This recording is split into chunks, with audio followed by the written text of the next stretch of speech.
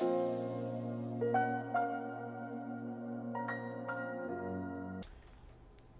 this is Danny iAnnihilate Kote, and in this video, part of my Shadow Fiend guide for Pvgna.com, I'm going to be going over some tips and tricks. Most of it's going to be actually jungling efficiency and how to use your mana properly for each camp, at least in the early game, and then talking about how I kind of change how this changes throughout the game. Like once I acquire more items, I tend to right click more creeps than I nuke.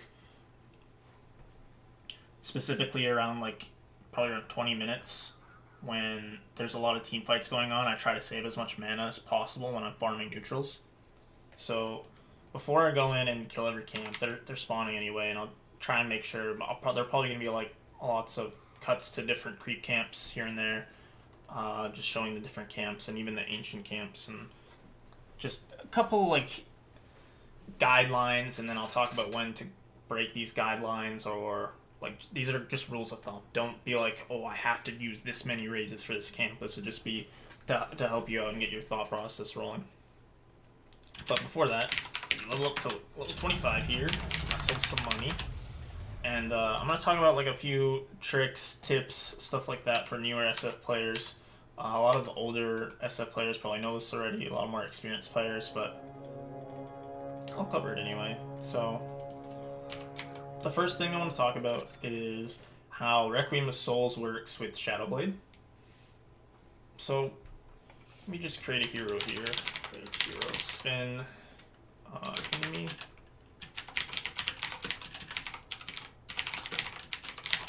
I'll give him a heart.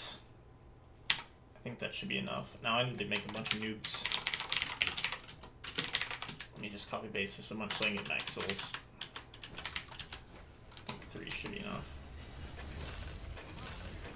Okay, so I'm going to turn WTF mode on so I don't have cooldowns. So as you know, SF ult does more damage the closer you are, so when I'm far away, it only did about 300. If I put them right next to me, did quite a bit more, it did about 1,000. Now if I refresh, and why Shadowblade is pretty good on SF, despite the fact, there's other reasons why it's good. You might even if this didn't, even if this interaction didn't exist, it'd probably still be good on him because of the way Silver Edge works and how it interacts with a bunch of heroes and how good Silver Edge is in general. What you can do with SF ult is when you're right inside of somebody, Cap of Pride, your ult will get all of the whatever they're called. The demonic lines of energy. All of them will hit them. So that did about 2,000 damage, right? I think it does 2,400, something like that. I can't be asked to do the math. It's there's 18 lines times 160, then magic resistance and all that good stuff. And Yule's isn't, or not Yule, sorry, Shadowblade, I'm getting ahead of myself. Shadowblade's not the only item that does this. If you phase boots into someone, for example, and then do it, but that's kind of less likely, and phase boots isn't very common on SF. The guy would have to be stunned forever for that to happen, and it's unlikely. You can initiate fights like this though if you just get inside, pop your ulti off. And what was popular for a while was the Blink Yules build for the same reason. The reason this build was popular for a while, not only I don't remember Silver Edge being in the game where it was a different incarnation. It wasn't as good, and it was 6.83. So I really like this build. It was really split push heavy, late game oriented patch. And what you can do is you Yule someone, you wait about half a second, get your ult off right inside of them, they would instantly die, most heroes. This hero has 3k HP because I didn't want him to die and then have to go all the way to the dire base and whatnot, but that would one-shot most heroes, especially early game. Even with the level 2 ult, as soon as you have your Blink Yules combo, you can split push, and if someone goes to defend the lane, you can just Yules combo them. Works really nice. And another kind of trick, I guess, is if I get this right.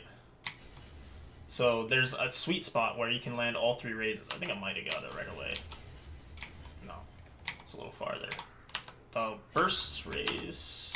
Yeah, this is the max range. So you can get all 3 raises off in this sweet spot, and it's a little hard to do, but if you practice it a bit, I haven't done this in a while, but usually if I plan on playing SF on my stream even before a ranked game, I might just just to screw around during the queue, because the queues are so long. I'll just practice this, and then I'll try and get to the spot again, like at a different angle. So like this, but I even got it first try off blinking. And once you kind of practice this a bit, just getting the muscle memory down, you can get this spot off quite, consistently. And this could actually benefit your game quite a bit. So, like, just a quick scenario, like, if you need all 3 raises to kill somebody, and your, let's say Axe blink calls, like, 3 heroes, right? And you can get all 3 raises on 2 people, maybe, even, if you get into the right position. Being able to do this really fast can make or break a team fight even. It's not likely that it'll make too big of a difference, but there's like no harm in trying to get into the right spot as long as you do it quick. Like if I were to just blink in like right here, and you know I'm only gonna get 2 off, I know this, but at least as long as I'm not wasting time to get in the right spot and I just try it, there's no harm, no foul. And in some games it can make a difference, is basically what I'm saying, and it's something worth practicing. So I'm just going to go around here. I know I have unlimited mana and cooldowns, and go around to the different camps. So this camp's pretty straightforward for the most part throughout the entire game. I'm just going to double raise them. Like, maybe, like, especially super late game, I might just right-click them down and one-shot all of them, but, like, for most of the game, like 30 minutes, you're not going to be able to do 1 raise and then 1 hit both the other creeps, so it's just worth using all your mana on that for 2. This camp, I just double raise like this, and I get my attacks off in between the raises. That way I save a lot of time. So if I was just doing like this, and then attacking twice, I'd probably waste an extra second. It's just a little bit of efficiency there. And that's kind of going to be the theme of this video for as far as farming neutrals goes. So like, again here, even though I'm maxed out, like this is generally where I have enough damage to one-shot those, and that's what I would do, but what's really annoying about this camp is you'll almost be able to one-shot them like almost all game after a raise, and you'll get them to like 1 HP, and you'll get so triggered, it's not worth it.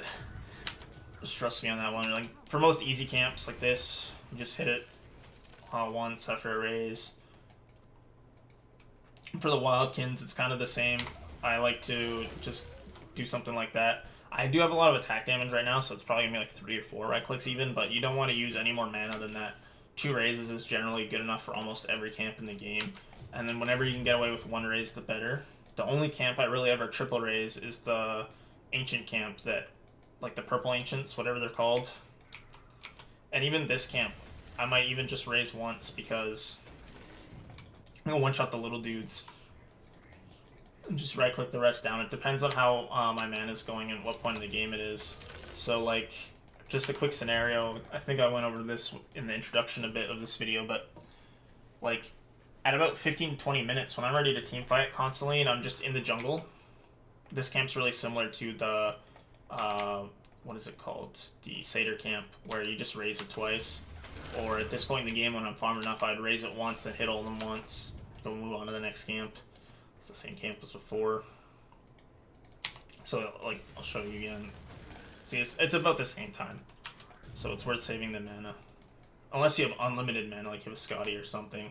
It's just another standard easy camp. So I'm not getting the best spawn, sadly. And this camp is the bane of my existence on almost every hero with magic damage, but basically you just right-click them down and take forever.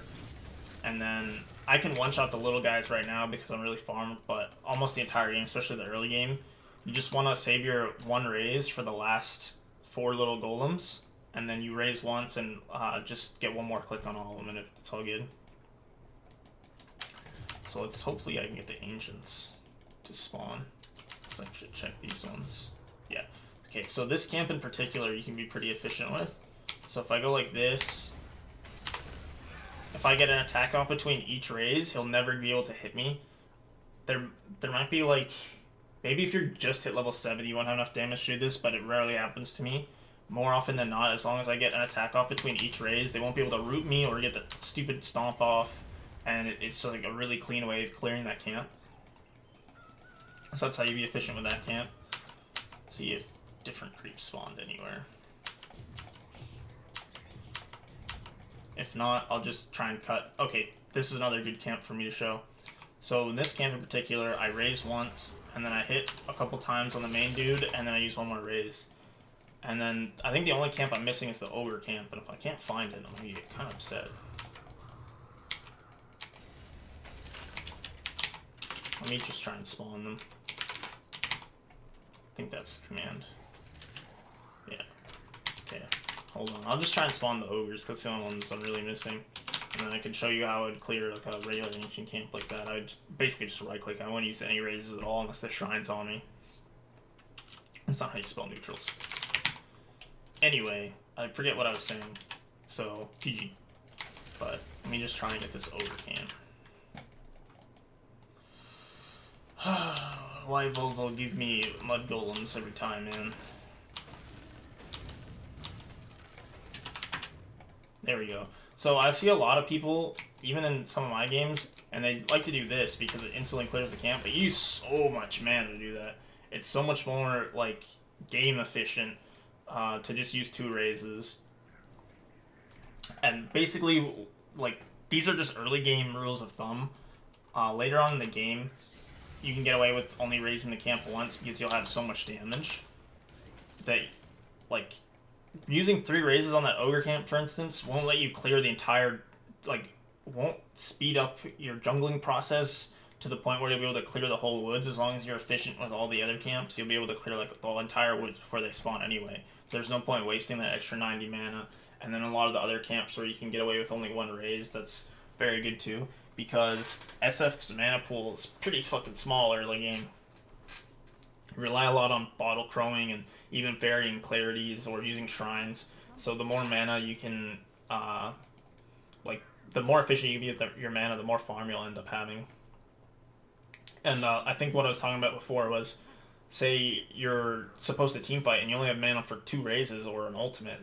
That's gonna, like, be very bad. There's no other, like, way to put it. You could lose a team fight for your team and almost lose the entire game. Shadow Fiend's a hero who peaks at around 20 to 30 minutes. And even earlier than that, he's still very, like, he's still reaching his peak. Like, he's very strong. You don't want to miss too many team fights early game because you were farming neutrals and you ran out of mana. Like, the more, basically, I try and use less and less mana. Like, I'll use mana almost, like, relentlessly up until about 15 minutes when things start happening around the map, and then I'll try and be more conservative about how I use mana for a while and try to set up more team fights or contest Roche, whatever the game situation calls for. But, like, in your lane or in the early game, just use all your mana, bottle crow, whatever, if you don't have anyone ganking your lane or if you're just farming neutrals, you know what I mean? But basically you have to adjust how you're using your mana on how the game's going, is what I'm saying. And you also adjust how many raises you want to use on the camps as well. That about wraps up this kind of tips and tricks, like mechanics type of video for Shadow Fiend. And like efficiency tips and whatnot. The next video is going to be on mid-late game. If you have any questions, let me know in the comments. Thank you for watching.